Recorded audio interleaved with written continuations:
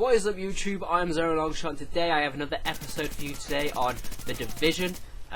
Basically this is episode 3 and it's going to be about the Dark Zone. I'm going to show you the basics to it, but for starters I basically run into this gang here on the way to the Dark Zone. They'll just like be randomly around the map in single player mode, so you just have to really take them out. They have snipers as well. I don't know whether you noticed in my mission in my second episode, but they do have snipers. I don't know whether there was any actually. No, I don't think. No, there weren't any actually. There weren't any snipers in the mission. But basically, there are snipers in the game.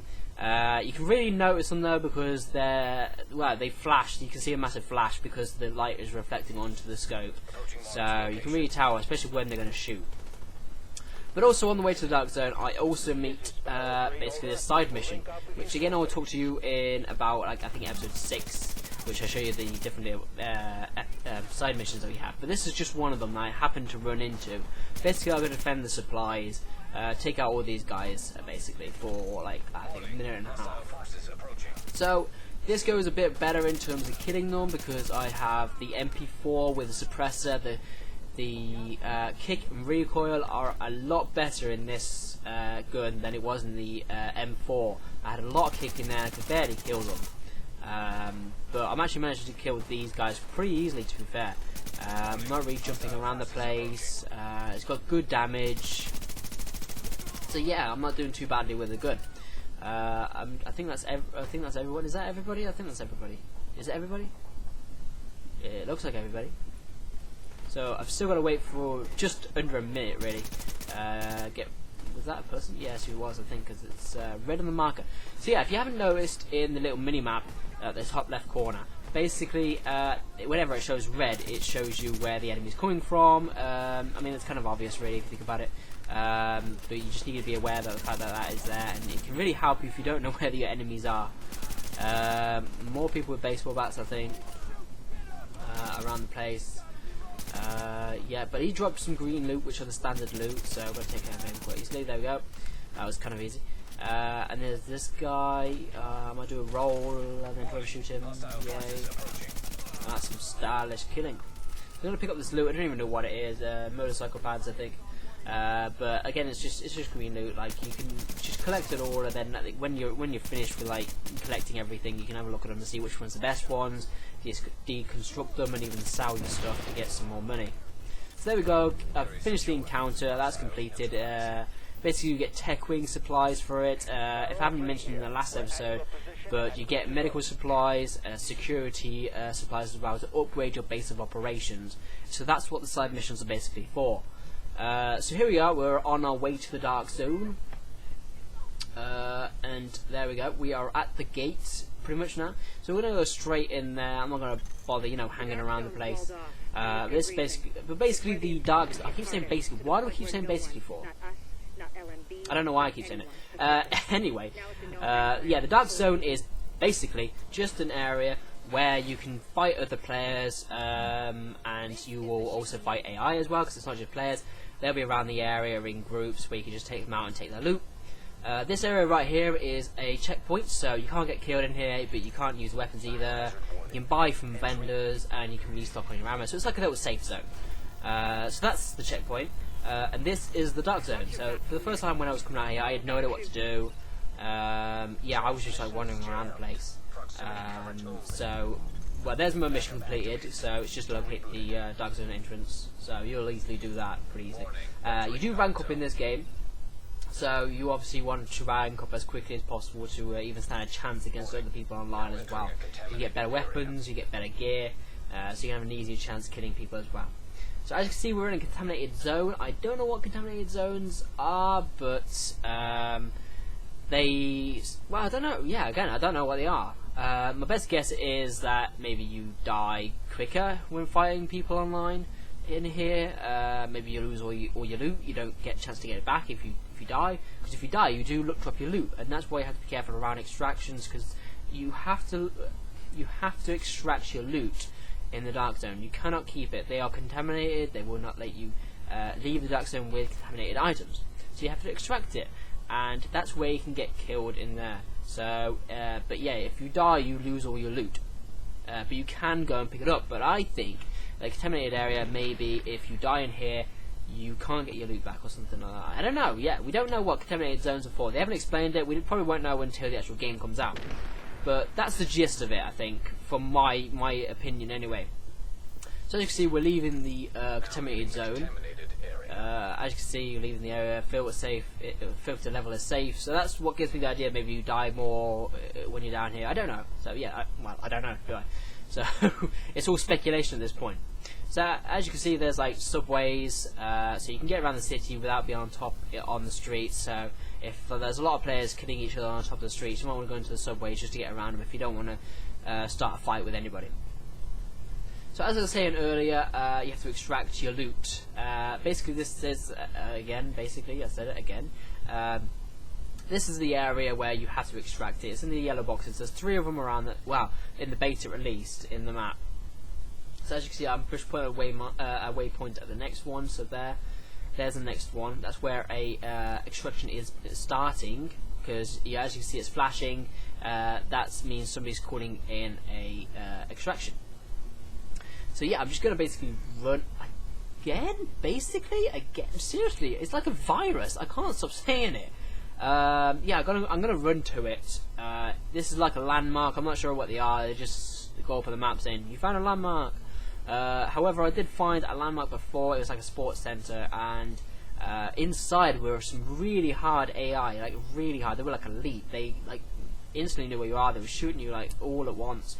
You need that all the time, but yeah, I think like the landmarks may hold like stronger opponents more than usual, but you get better loot from killing the stronger opponents. Well, AI anyway. So again, I'm still running all the way over to the next waypoint. I haven't seen any players yet, so it's a bit of a quiet time I think on the beta. Still running. So as you can see, there's zones there. So it's level 7 to 8. I think it's more of a guide still. So you want to be like this level to even kill the AI or something like, because it might be a bit too hard unless you are over this level. So that's my opinion on that as well. Again, we're not sure unless I probably have missed it though. They probably explained it on like some kind of forums or something, saying, "Oh, this is actually this," but I haven't read any of that really. I'm only giving you my opinion on what the game is like. I haven't really read anything else. So, as you can see, I'm running to this extraction zone. Like I said, this is my first playthrough, and I have no idea what I was doing. I was just going to do an extraction zone. I didn't even know what an extraction zone was. I thought maybe, oh, you get airlifted out or something. I don't know why you'd want to get airlifted out for. But yeah, I was running over here and I didn't know what it was. So actually, as you can see, the extraction is departing in like 30 odd seconds. So I'm going to the top of the this parking lot. Commencing extraction. Or whatever they're using it for. As you see, there's a rope. It's not for extracting you, it's for extracting loot. So you just pop it on there. But I will talk about that later in my next video, where I'll show you how to do extractions. So here's the first player I've seen online. It says non-hostile agent. That's what everyone is. Nobody's got any beef with anybody at the start of the game. The only way you have beef with anybody is when someone has a red marker above him saying he's rogue, because he's decided to go and kill somebody online. That makes you a rogue, and it gives you a timer as well to say, oh, this is a timer to say if once this runs out, you become a non-hostile agent again. So I see one down here. It looks like he's waiting for his thing, for his hostile thing to go down. I catch him by surprise a bit, but I need a bit of cover, so I'm going to hide behind here. He's obviously put a sticky bomb there to make sure like I don't run after him, because otherwise he'll take a lot of my health down. I'm going to try and shoot him a bit if I can. He's hiding, he's just staying there. I think he's trying to get rid of his bar, but then he throws an incendiary grenade at me, which puts me on fire obviously. It was a bit of a missed moment for him though, because he catch me on fire. He could have easily just tried to shoot me, but he didn't. So I'm gonna play his game. I'm gonna throw a grenade at him, but this time I'm gonna shoot as well as it can explode. So I'm gonna try and hit him at the same time. He obviously sees that I've probably got the better chance to kill him, so he's doing a bit of running away. I'm not gonna bother running after him because I'm all the way back here. He's long gone by now, so I'm not even gonna bother with going after him. This is my second encounter with a rogue. I really catch him by surprise. Now the thing about rogues is that you can't, as a rogue, you can't see non-hostile agents on the map. But as a non-hostile agent, you can see rogues on the map, so you're a bit of a disadvantage. So you really don't want to be a rogue, unless you're getting a lot of loot out, unless you make it worth it, trying to get a loot off a really good player. As you can see, I'm going to throw a grenade here and kill this guy, and I think I've incapacitated him. Well, he's sort of limping around the place, and I'm not really sure. Like, I think that's like Last Stand, in Call of Duty you'd call it Last Stand, but basically they can just walk away, they can get revived by people or teammates, but that's the only way for them to get back up and keep all their stuff, is to be revived. Other than that, their timer just goes down and they will die. So as you can see, I'm just going to come out with some non-hostile agents right in front of me. I don't know who they're shooting. I think they're trying to shoot some rogue agents in the background, but there are AIs around the place as well. Oops, sorry. Yeah, there are AI hostiles around the place, so I'm just going to take care of them while they're taking care of the rogue agent. So I'm just going to kill this guy. That's pretty simply killed, really, if you think about it. I'm already ranked 5 anyway on the game, so that's not too bad. So yeah, I'm just going to try and get rid of this last guy. So as you can see, for hostile AIs, it is purple, and for the elite ones, they're yellow, or orangey yellow, you know what I mean. Non-hostiles are white, and rogues are red. So that's basically the gist. I said basically again, didn't I? I really can't stop saying it. But that's the gist of the colour schemes in terms of for any enemies or friendlies around the place. You don't want to underestimate any non-hostile agents. You always want to watch out for any of them, basically. I can see them in the background right there. You always want to keep your sights set on them, because you don't know what they're going to do. They can easily kill you and take your loot. They're not afraid to go into rogue. Nobody is, really, because you can just get the timer to go down and you become a non-hostile again. So they're not afraid to kill you. So always keep your sights set on people, because otherwise you might just, as soon as you turn your back, they're going to shoot you easily, and you've got no chance to shoot back, really.